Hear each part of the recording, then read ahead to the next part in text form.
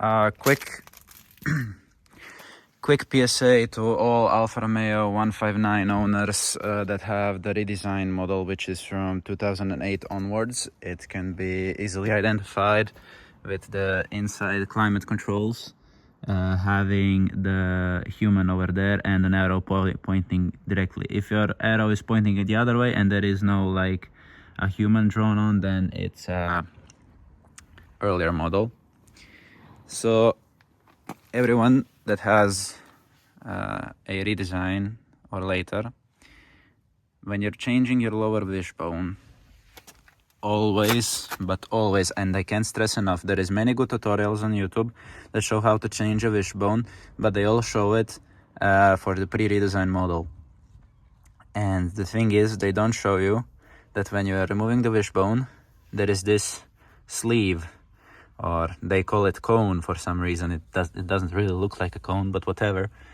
And it stays like up here inside the wishbone, and you need to remove it before changing the wishbone, because if you change it, it knows to get stuck on there quite tight, and it's quite difficult to remove it. You'll need some sort of extractor to remove it.